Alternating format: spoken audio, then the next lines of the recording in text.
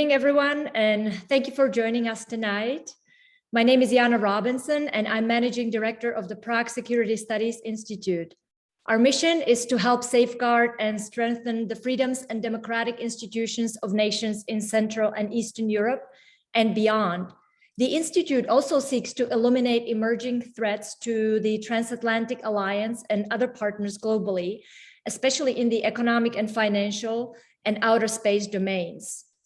The Space Security Guest Lecture Series that our institute organizes in collaboration with the Charles University's Faculty of Social Sciences constitute an important outreach activity to raise awareness concerning some of the most pressing space security policy issues.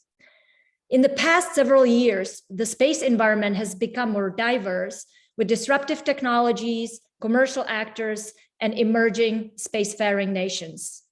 Moreover, the ability of nations to leverage space for defensive as well as offensive purposes, including in the gray zone environment, is fast improving, complicating deterrence strategies and response options in case of an attack or irresponsible behavior. Russia's unprovoked war against Ukraine has highlighted the critical importance of space systems. It is my great pleasure to introduce our special guest tonight, Todd Harrison, Director of the Aerospace Security Project at the Center for Strategic and International Studies. He is an expert on US defense funding, space security, and air power. He and his team recently published the 5th issue of the CSIS Space Threat Assessment open source report on the latest Counterspace developments. Todd, thank you so much for taking the time to share with us your insights. I'd like to now turn it over to my colleague, Jakub Pražák, who will provide you with some logistic information and will moderate the session from now on. Jakub, you have the floor. Thank you, Jana, and welcome everyone. In the first place, let me thank Mr. Harrison for joining us today. It is a great pleasure to have you here. I believe you are all familiar with the Zoom webinar setting, but just for clarification, you have the opportunity to ask the questions for the whole time during the lecture by using questions and answers options that can be found at the bottom of your screen. I will deliver your questions to Mr. Harrison after the lecture, so do not hesitate to write them at any time, and we will answer them later. Now, Mr. Harrison, if you are all set, the floor is yours. All right. Thank you, Jakub, and thank you, Jana, for the kind words. It's a pleasure to be here presenting to this group and understanding most of the folks. It's nighttime where you are. It's still morning where I am. I've got a few slides here I want to show as we go through and discuss what is really an increasingly important topic, space security, the threats to space systems, and how you can better protect your space systems from different forms of attack. I should start by saying that, what I'm about to present is based on several different pieces of work that we published over the last year or so at CSIS. We are a nonprofit, nonpartisan national security think tank, and our real mission is to help educate and inform the public debate. One of the reports I'll be drawing from is on the left-hand side here, Defense Against the Dark Arts in Space. That looks at different ways you can protect space systems from attack. As Jana mentioned, we just recently published, at the end of March, we published our latest update to the Space Threat Assessment. So I'll be talking about some of the most recent findings from that.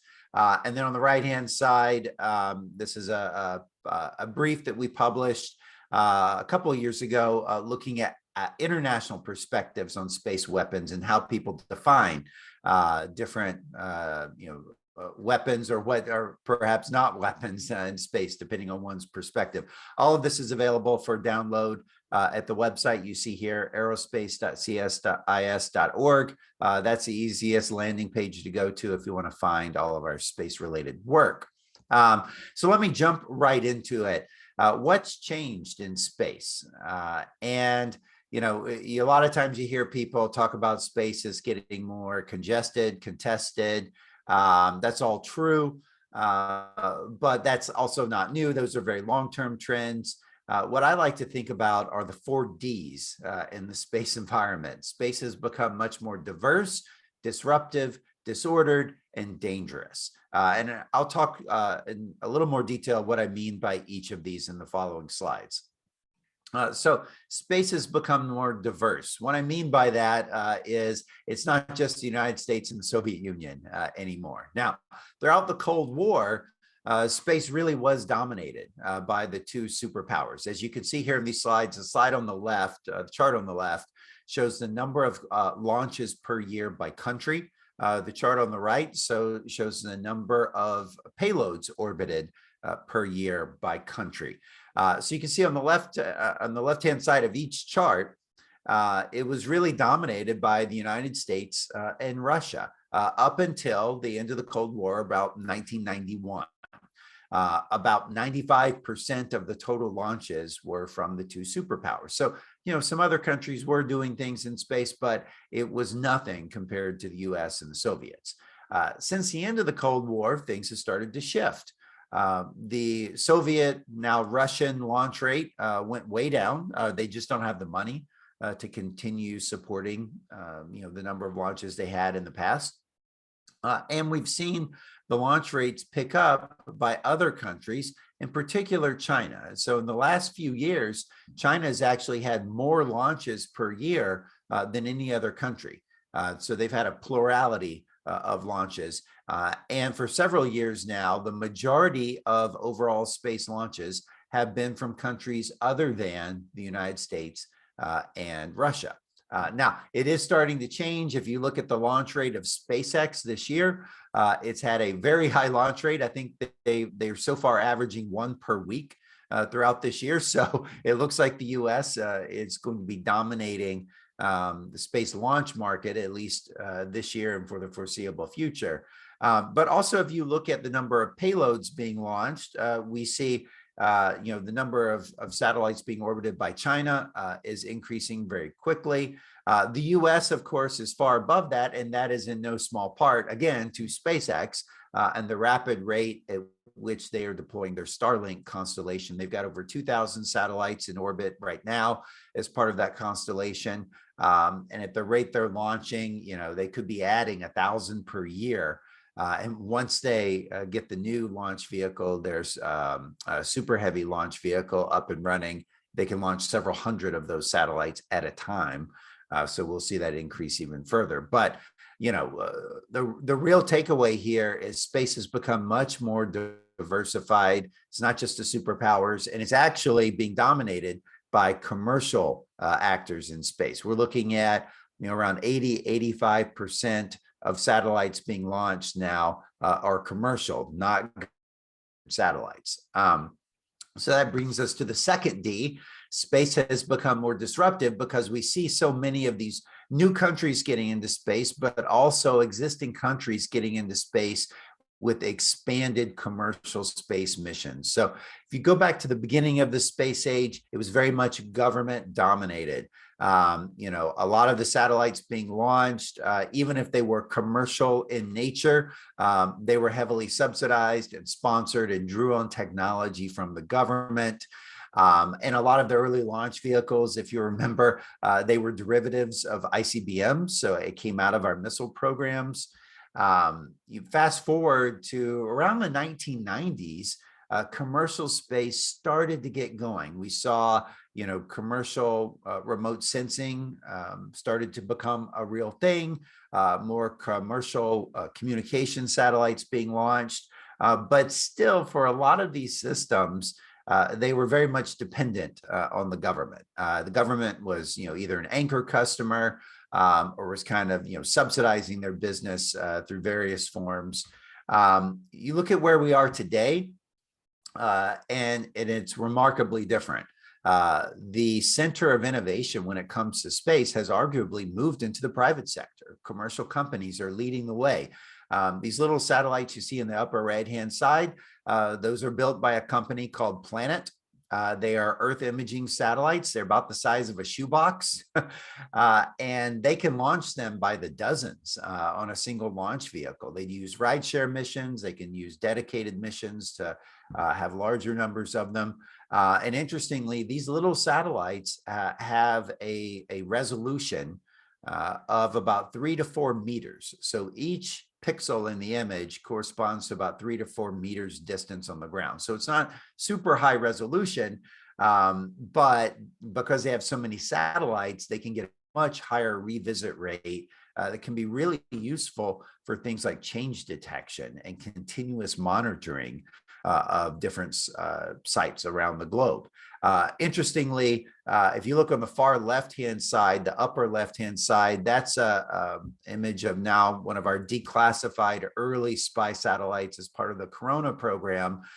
Those satellites also had a resolution of about 3 to 4 meters. And that was a much larger satellite, about the size of a school bus. It used wet film, so it was very complicated to spool up the film and jettison it, to come back and re-enter the atmosphere and catch it in mid-flight. But it ended up producing images with about the same resolution as these tiny little shoebox-sized satellites. They're being launched by the dozen today. And on the bottom right-hand side, I like to show this picture to people because these rockets aren't going up, they're coming down. And so we see companies that are getting into the space launch market. They're focusing on bringing down the cost of launch. One of the main ways of doing that is through reusability. And the government has not been in the driver's seat in that push. That's been for commercial reasons. In fact, the government has been pretty resistant at first to using reused launch vehicles. Now, they've come around over time when they've seen SpaceX do this so many times. Now they are beginning to use, flight proven, as SpaceX likes to call them, flight proven rocket boosters. But the government was very slow to adapt this. This was being driven by commercial industry. And if you look at what's planned for the future, it's going to continue to be more commercially dominated. On the upper right-hand side, this shows an artist depiction of a concept for going out and harvesting resources from near-Earth orbit asteroids. There are companies that are already looking at doing the same thing, being able to mine for materials on the lunar surface. What would you do with that material that you source in space? Well, probably is not going to make economic sense to bring it back to Earth. One of the main things you could do is if you can find water, you can mine water ice, you can turn it into propellant, hydrogen and oxygen, or you can even process the water with organic sources of material like carbon.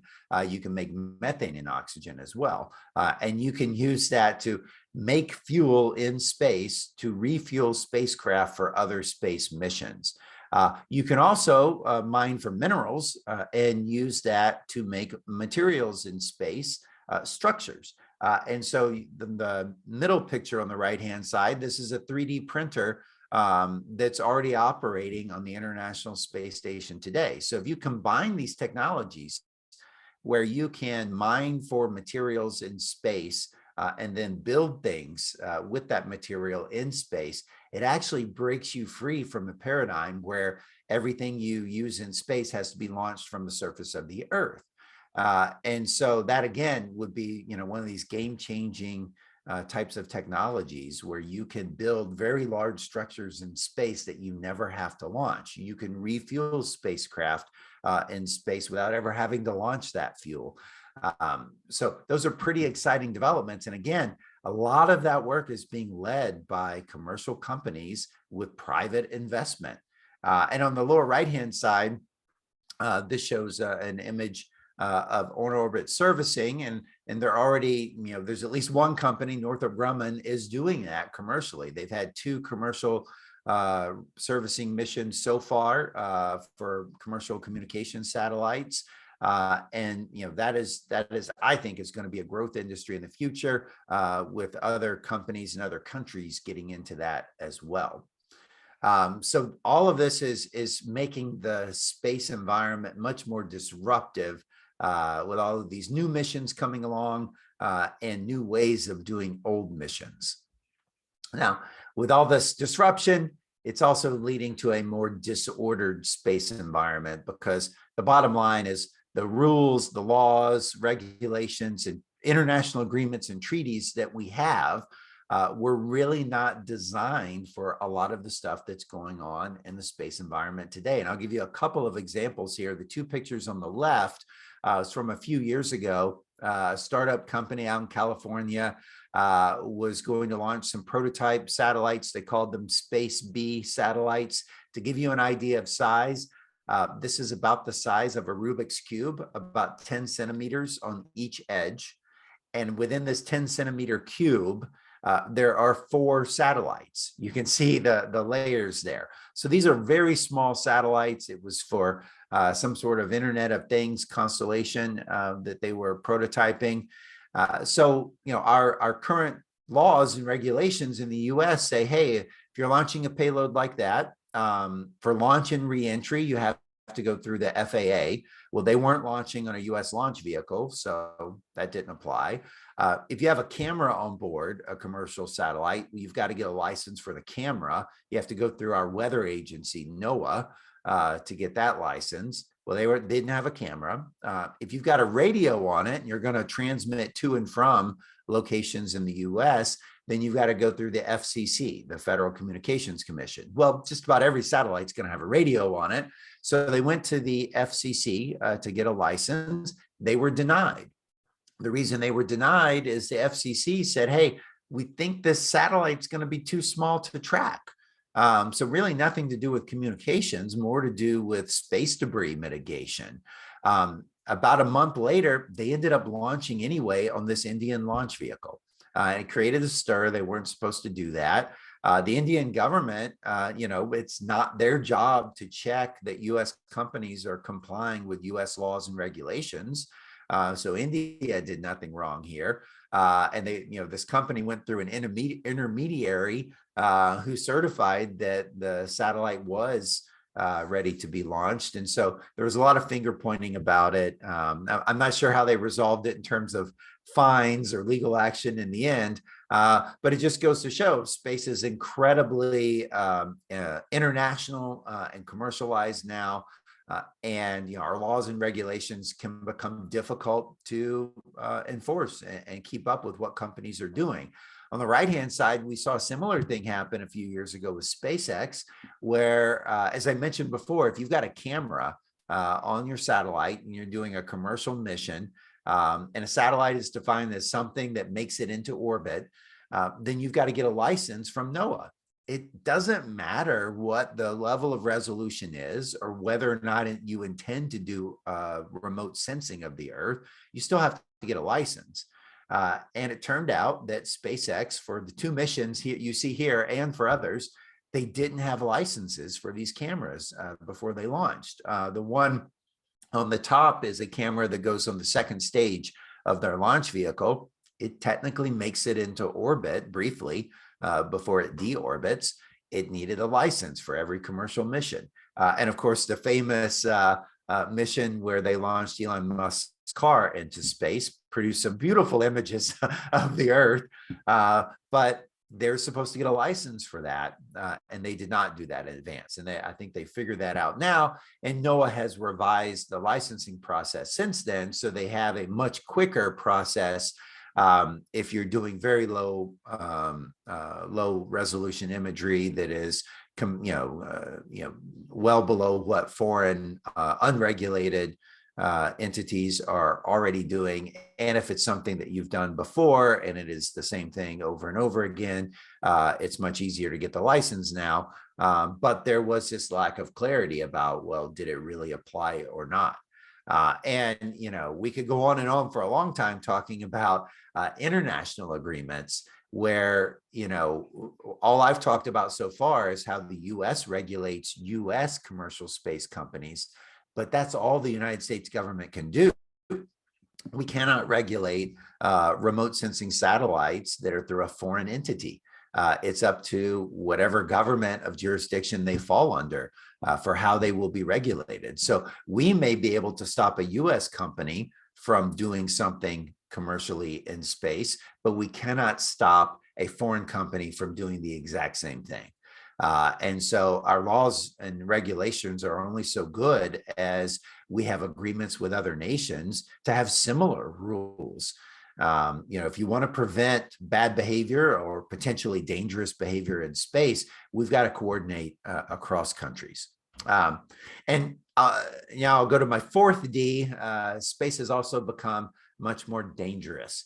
And I say that for two reasons. One, US, our allies and partners, we've become much more dependent on space across the full spectrum of combat operations, all the way from the low end counterinsurgency, counterterrorism operations. We use space in countless ways, all the way through high end combat, and even for things like nuclear command and control, and missile warning. And so as we become much more dependent on space for a variety of purposes, our adversaries have taken note of that, and they've realized that space can be an Achilles heel.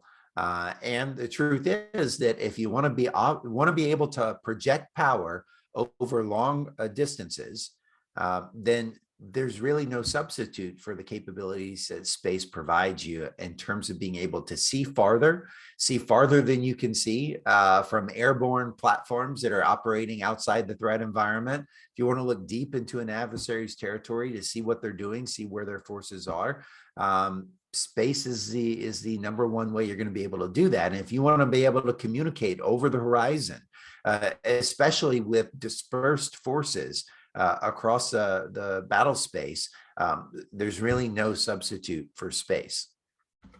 And so what we've seen is our adversaries have developed and are proliferating a wide range of counterspace weapons. So we see a proliferation of threats out there. And this is what we focus on each year in our space threat assessment. And we divide different counterspace weapons into four basic categories: kinetic, physical. Those are things that will strike your satellite and cause physical damage. A direct ascent anti-satellite weapon could be a co-orbital anti-satellite weapon that is designed to smash into your satellite or detonate a warhead near it. Can also include attacks against ground stations, kinetic attacks on the ground that could disrupt your ability to use your space systems. The second category in the upper right-hand corner is non-kinetic forms of physical attacks. So these are things where you can have physical effects on a satellite or ground system, but without actually touching it. So here we're talking things like high-powered lasers, high-powered microwaves, electromagnetic pulse weapons that will have a physical effect, can permanently degrade or destroy your satellite, but without making physical contact, and often not leaving debris after that. Then there are your electronic attacks against space systems. This is mainly jamming. You can either jam the uplink signal going to a satellite or jam the downlink signal that's trying to go to users. You can also spoof signals, and we've seen that increasingly, being able to spoof things like GPS signals. And last but not least, cyber attacks. And so just like any other weapon system, space systems can be vulnerable to cyber attacks. This would mainly be through ground systems. And there have been documented instances that we've included in our reports in the past where cyber attacks have been able to make it into civil space systems, into the ground control set, even going so far as being able to send commands to a satellite. Having that access. And thankfully, when that's happened, at least two instances that we've documented with NASA and NOAA satellites, no commands were actually sent, but the hackers actually broke in to the point where they had the ability to do that. Just in the past year, and what we focused on in this year's space threat assessment, we see examples of a lot of different types of counterspace weapons. One, of course, the kinetic physical form of attack came in November of 2021, where Russia tested one of its direct ascent anti-satellite missiles, produced thousands of pieces of debris in low Earth orbit. It was a very dangerous test. The altitude that they did this test caused the astronauts and cosmonauts on the International Space Station to have to take cover for a period of time because of the risk that debris created. That debris has since then has also caused concern for China and the operation of their space station. So I think that is one of the factors that is leading the push right now to try to create a new norm of behavior against destructive ASAT testing like that, because this debris lingers for decades, at the altitude that Russia tested. And I mean, there's no need for it, but we could talk about that more later, maybe in the Q&A.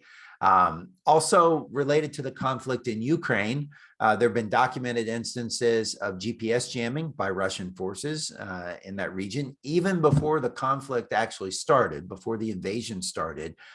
We included in our report some evidence of Russian GPS jamming going back into November of last year. Hawkeye 360 with their constellation of RF monitoring satellites were able to pick that up and geolocate where the jamming signals were coming from. And right when the conflict started in Ukraine, reports surfaced about a cyber attack. This was a cyber attack against Viasat user terminals. It was a corrupted firmware update that went into the modems on the user end that then locked out those ground systems from being able to communicate with Viasat satellites. Interestingly, the Ukrainian military was heavily reliant on these Viasat ground terminals for communications, SATCOM communications with their forces. So this basically shut off SATCOM for the Ukrainian forces until they were able to get alternative systems flown in. So SpaceX came in and provided a number of their Starlink terminals. And then we've also seen just recently press reports emerged about how Russia was using electronic attack to jam the Starlink communications into Ukraine. And SpaceX came back and made a fix, a software change to overcome the Russian electronic attack. So there's been a lot going on in the space domain in this conflict in Ukraine. Thankfully, it's not been kinetic in space, but this is what we've been expecting for a while, that any major conflict in the future is going to involve some sort of attacks against space system, and it's most likely those attacks will be electronic and cyber in nature, but it certainly could escalate up to something like a direct ascent ASAT attack against an operating satellite in space. We have not seen that ever before in a conflict, but we'll have to see how things go. It is a concern that Russia might get desperate and try to do something like that. The other big update I would point out from our latest space threat assessment is we included a section talking about China and specifically their SJ-21 satellite. That was observed not so long ago, I think back in January, February timeframe. That satellite made some unusual maneuvers. Now, after it was launched, it became clear it was some sort of a rendezvous, on-orbit servicing type satellite. It made some initial rendezvous maneuvers to what appeared to be the apogee kick motor that separated from the satellite after launch. But then unexpectedly, the satellite maneuvered. It appeared to dock with a defunct old Chinese navigation satellite. It docked with it and then suddenly made a very quick maneuver to put that satellite, way outside the geo belt into a graveyard orbit. And so, that was something we didn't realize, the capability that China had perfected, but they appear to. Now, that is not necessarily a threat to space systems. It could be nothing more than what we've seen Northrop Grumman do. That China has perfected an on-orbit servicing vehicle. But I think the concern is that it could be dual use, that it could be used for perfectly objects so they don't make more space debris. but it could also, potentially be used as some sort of a co-orbital ASAT weapon where it could dock with an uncooperative satellite and either cause damage or maneuver that satellite, without its consent. So that's where you get into kind of gray areas with space systems. It gets even grayer when you start looking at how can you protect your space systems from attack. And so that's what I want to talk about for just a few minutes here. I'll touch on what we covered in our Defense Against the Dark Arts in Space report. When you think about space defenses, I think the first thing you have to do is start thinking through, okay, what are the objectives of the attacker and the defender in any given situation in which these defenses might be employed? On the attacker side, what are they trying to achieve by the use of a counterspace weapon? And that will help determine what counterspace weapon they're going to use. And from a defensive perspective, what are you trying to achieve by defending yourself? And they may, these objectives may vary throughout a conflict, depending on the circumstances of what's happening on the ground. Because, no attack, no conflict in space is going to happen that's completely divorced from the geopolitics of what's going on the ground.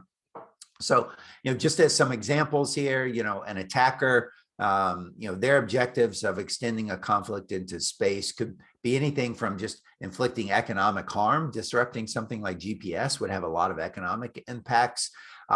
It could be a form of signaling to show an adversary how serious they are and how they're ready to escalate and they're willing to escalate. It could be much more practical. During a conflict, they might just be trying to disrupt the sensor to shooter kill chain of their adversary. To make their adversary, blind and deaf, so they can't necessarily see what's happening in the battle space or be able to respond effectively. You can also use attacks against space systems to help your attacks against terrestrial systems be more effective. So, for example, if you're going to be launching a barrage of missiles, you may want to disable an adversary's missile warning satellites, and that will make their missile defenses much less effective, and your missiles would then be much more likely to hit their intended targets. At an extreme, an adversary could be using attacks in space to permanently alter the balance of power, to knock back an adversary's space capabilities so that they will not be able to project power or use space for military advantage for an extended period of time, right? That's a pretty extreme objective. And you've got to understand in a conflict, like, what do you think your adversary is actually trying to achieve by attacking you in space? And that's going to affect how you respond. Now, from a defender's perspective, there are a lot of different objectives you could have. One objective could just be to deter conflict from extending into space, right? It might be to your advantage to keep the conflict on the ground. And so there are things you might want to do in space to help deter attacks from extending into space.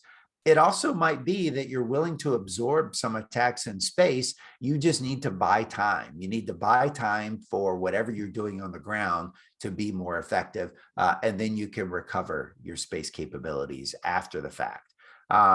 It may also be that you want to defeat an adversary's counterspace attack and quickly restore your own capabilities. That's a much higher standard if that's your objective. That's going to be harder to do. And of course, you could also, as a defender, you could have an objective that says, hey, if we're attacked, not only are we going to defeat that attack, we are going to neutralize their ability to attack us again in the future. You can permanently alter that balance of power so that this country is no longer a threat in this domain, right? And this is, of course, not intended to be an exhaustive list, but just to get you thinking about how might you want to go about defending your space systems from attack. Now, in the report, we go into some detail, a whole chapter in there looking at what is the full range of space defenses that are possible. We divide them into several groupings. So one major group is passive defenses, right, where you're just trying to make yourself harder to attack. Separately, you've got active defenses where you're going out and trying to defeat an attack before it can affect you. Within your passive defenses, you've got your architectural defenses where you can change the way the system is designed so that it is a more difficult system to attack, more resilient to attack.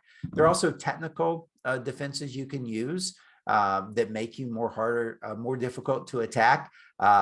Things like making your communications, your signals more difficult to jam, having nulling antennas, using frequency notching, better encryption in your communications. All of these things are technical forms of passive defense.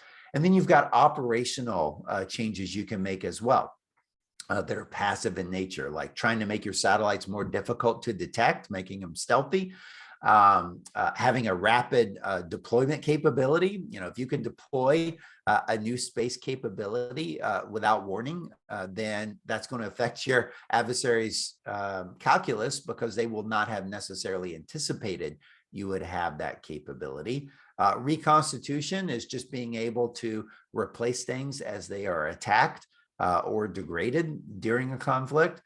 You can use things like deception, decoys in space to make yourself harder to attack. And of course, things like maneuver. You can try to get out of the way of attacks.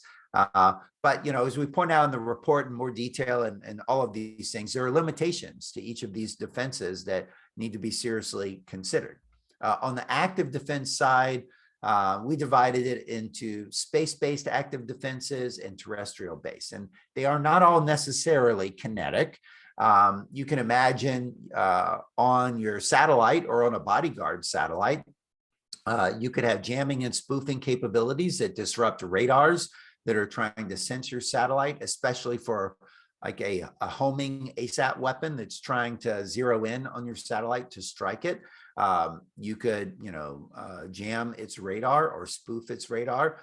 You could also have lasers on board a satellite that can blind the optical sensors on an ASAT warhead. You could have a kinetic shoot back capability where you can fire a projectile at another object that's dangerously approaching you in space. You could even have a physical seizure capability, a satellite that's designed to be able to go out and grab another object in space, right? Especially if it's ambiguous. If you don't know, is it a dead satellite? Is it a piece of debris? If there's some ambiguity about that, if you could just go out and grab it, that would certainly clear things up. You can have terrestrial-based active defenses as well. That could include cyber attacks against the ground segment of your adversary that's being used to control their counterspace weapons, jamming and spoofing so that they can't communicate to their own assets in space that might be a threat to you. In an extreme, you could use a direct ascent ASAT missile to shoot down an object in space that appears to be threatening. And of course, you could always use air, sea, and land-based attacks against the ground components that support an adversary's counterspace weapons, going after ground stations, even launch sites. The idea in our report is we just put out, the full range of these defenses that are possible. We're certainly not recommending, that you try to do all of these things, but this is the full range of possibilities that are out there. Of course, then you have to consider what types of defenses are going to be applicable against certain forms of attack. So, this is just a summary matrix. See the different types of defenses that may help you with certain categories of counterspace weapons. But the truth is none of these are perfect. They can't help you against every type of counterspace weapon that's within each of these categories. So in reality, you're going to need a lot of different types of defenses, a lot of different layers of defense if you want to be well protected against the full range of counterspace weapons. Again, a lot more detail in the report, and happy to go into some of that in the Q&A if folks are interested. All of this brings up, one of the thorny space policy issues that we're dealing with today is there are a lot of things that are dual use, right? They could be counterspace weapons. They could be just benign, even commercial space capabilities. They could be defensive counter space weapons. That is something that's used to defend your satellite against other forms of attack. And it can be hard to know what the intent of a country is when we see them testing things on orbit. Two video clips that you see playing on loop here. One on the left-hand side, they're testing a harpoon that can spear an object in space. They just put a test plate out there, fired a harpoon into it, and then you can reel that back in. On the right-hand side, they're testing a net that can deploy in space and go out and wrap itself around the satellite, and then you can reel that back in as well. Both of these are capabilities that were being tested by a UK commercial space company, and they were testing it. They were testing these technologies as ways of cleaning up orbital debris. Perfectly legitimate activity, perfectly peaceful activity. But you could understand how someone could look at this and say, you know what? These things could also be used as counter space weapons. And I guarantee you, if we saw China testing these same things, we would immediately assume that that's some sort of an on-orbit, kinetic, physical counter space capability. So we have to keep in mind that there can be other intended uses, but in the space domain, we often don't know, what another country is intending to do. Are they thinking about technologies to clean up orbital debris? Are they thinking of ways to attack an adversary's satellite and disable it? Or maybe it's both. Maybe it's intended to be used for both purposes. So it's hard to know. And I think that's a key thing to keep in mind, whenever you're looking at, either classified intelligence or open source intelligence, is that you may not fully understand the intent just because you see a capability. All right. So, another big set of questions that we face in the international community is what constitutes a space weapon? And the bottom line is there's no common agreement about this. It's not well defined in our existing international agreements. Two agreements that do say something about this: the Partial Test Ban Treaty of 1963 and the Outer Space Treaty of 1967. They do limit certain types of weapons in space. In particular, the Partial Test Ban Treaty limits the ability to test nuclear weapons in space and in the atmosphere. It does a lot of other things in that treaty, but you can't detonate. The signatories of the treaty cannot detonate nuclear weapons in space, can't test them. Okay. We'd already done that by 1963 and figured out that it was not a good thing to do anyway.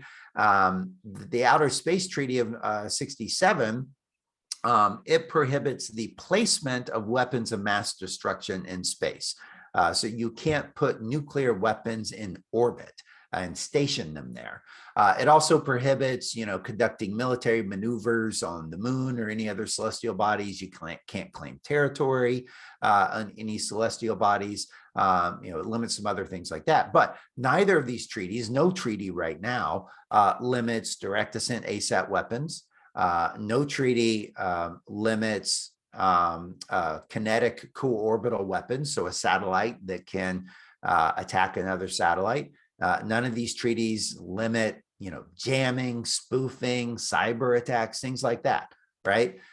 So, in reality, beyond nuclear weapons and trying to, take territory on the moon, not much is limited in international agreements. Now, there have been some proposed agreements in recent years. Those have not really gone anywhere. They didn't gain acceptance with the international community. And the bottom line is it's hard to reach an agreement to limit or ban something if you can't all agree on what it is. And so I think that's why the recent announcement last week by the United States on a self-imposed moratorium on the destructive testing of direct ascent ASAT weapons. I think that's why efforts are starting to move in this direction, right? So it's very specific, it's very narrow, it's something that can be well defined, right? And so that they've gone through very carefully to define what it is that they are agreeing not to do anymore, and it is countries like the United States stepping out and taking the first step on their own.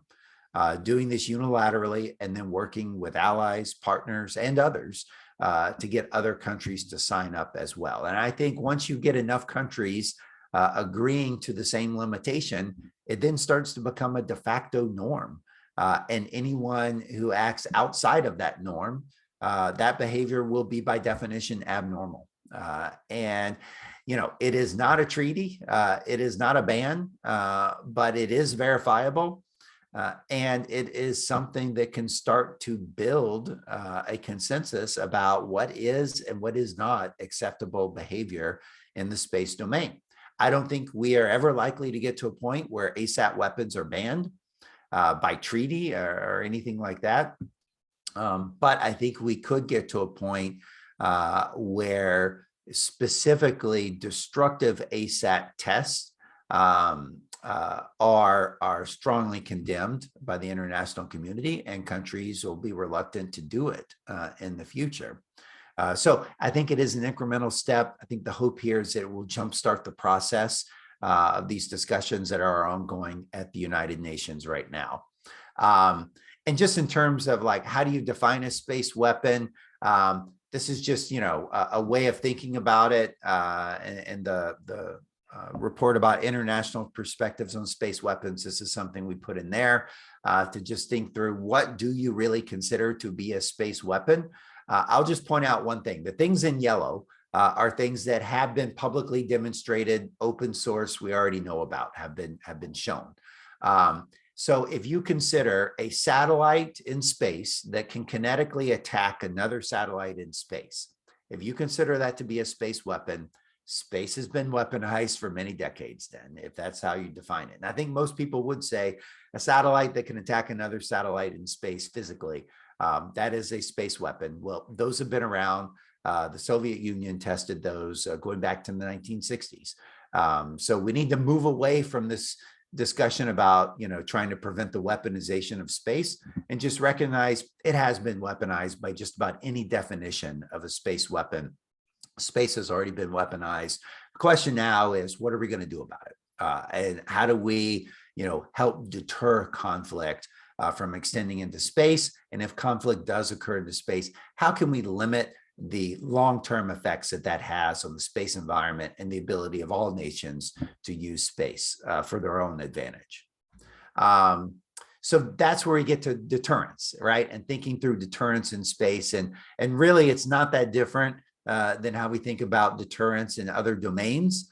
I think right now, the focus of the United States is and should be, improving our deterrence posture in space, right? Across all, spectrums of combat operations. And, the way I think about it is deterrence holds when an adversary perceives that the cost of successfully carrying out an attack in space is greater than their perception of the advantage it would give them, right? So you want to increase their perception of the cost, and you want to reduce their perception of the benefit it would provide them. And there are a lot of different ways we can do that. And a lot of it, amounts to building better defenses against our space systems. If you leave yourself exposed, if you don't defend your space systems, you're really inviting aggression in space. So better defenses, and especially if you communicate them effectively, that can, raise the costs, reduce the benefits, make conflict in space less likely in the future. All right, let me pause there and see if there are questions from the group. Thank you very much for your lecture, which I believe was an incredible contribution, not only to the space security course students, but to everyone. Well, let's start the questions with some recent events. What does the recent US moratorium on kinetic ASAT testing means for the broader Western efforts to promote a stable space governance? And what do you think where the US and allies should be in 5 years in terms of space governance efforts? And where does the moratorium fit in this? Yeah. In terms of space governance, the reality is that every country is sovereign into itself, right? And so you got to start from that perspective. That each country has its own sovereignty.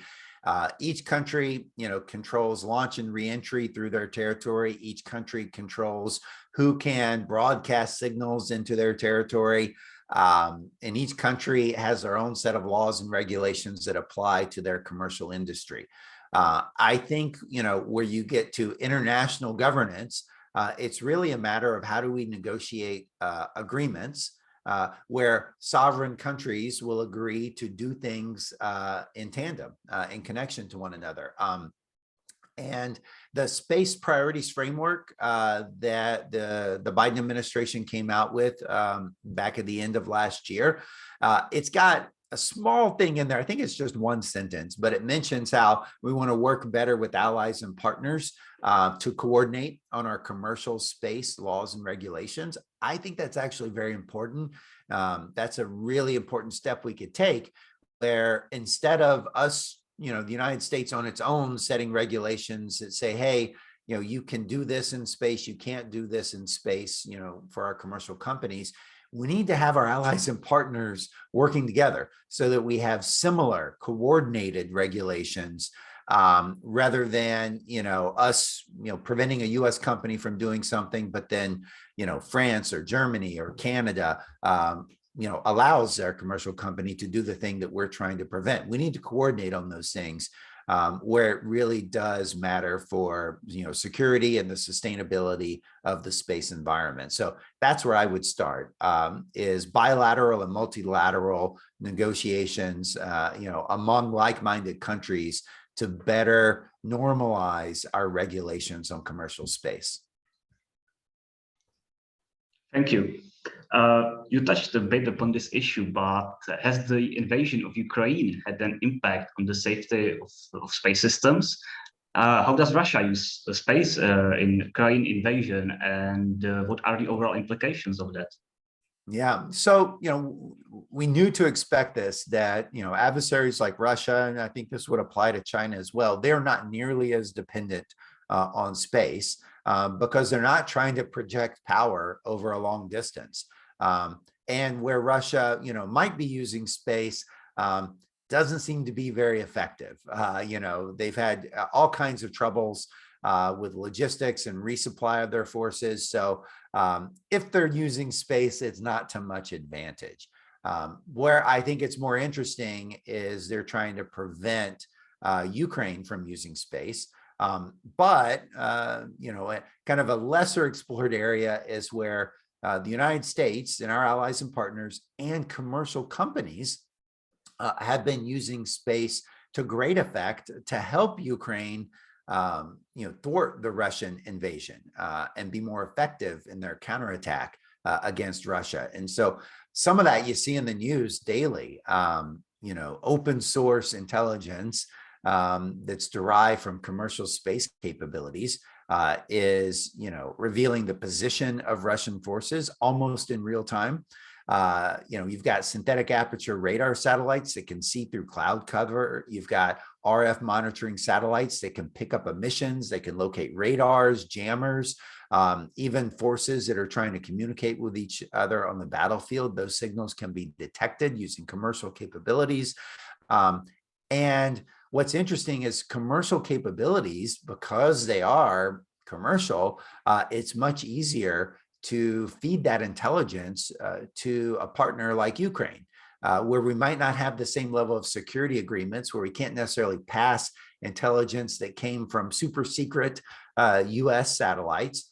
We can very easily pass similar information that's been obtained through commercial satellites and provide that to Ukraine to great advantage for them. Now, what I worry about is that Russia may feel more and more compelled as they get more desperate to try to stop that.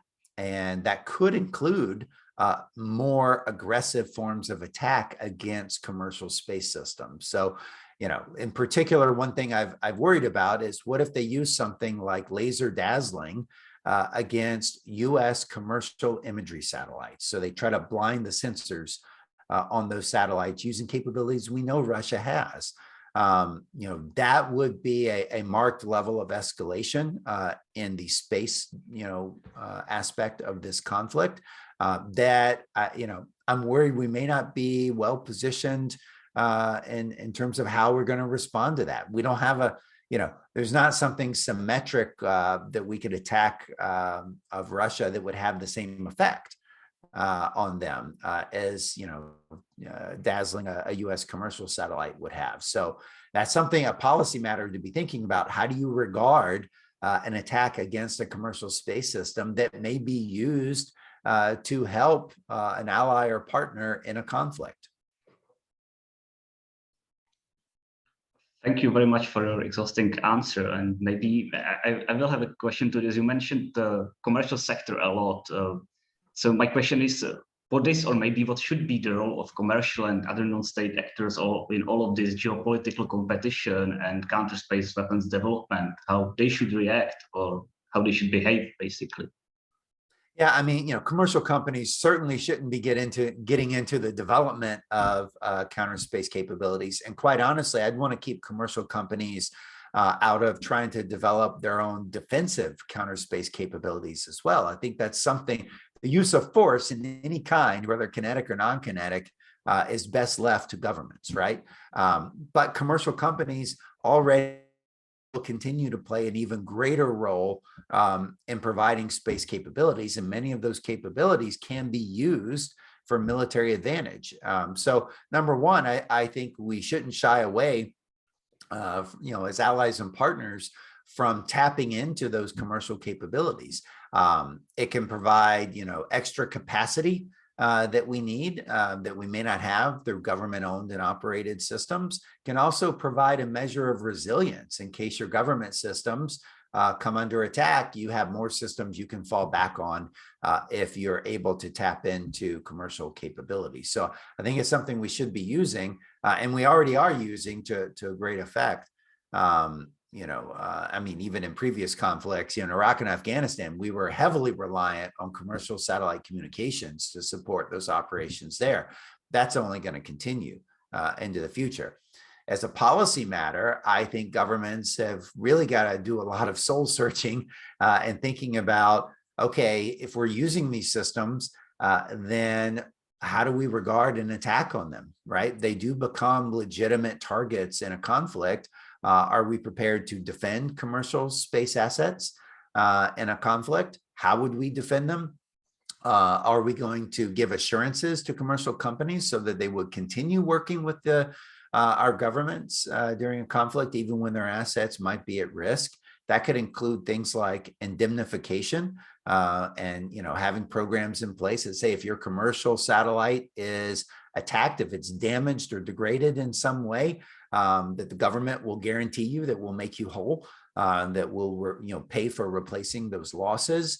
It could be a lot of different ways of doing this, but I think those are some complicated policy questions that each country really needs to be working through. Okay, thank you. And maybe also still in relation to this, what do you consider to be the most convenient methods of attack on space systems? And do you think that we might expect increased development of non-kinetic counter-space weapons, for instance, also in relation to the new US policy? Yeah, so, only 4 countries have a direct ascent kinetic ASAT capability. It's the US, Russia, China, and India. Have all tested these kinetic ASAT systems. And quite honestly, except in the most extreme of circumstances, I don't think these are the most useful forms of ASAT attack.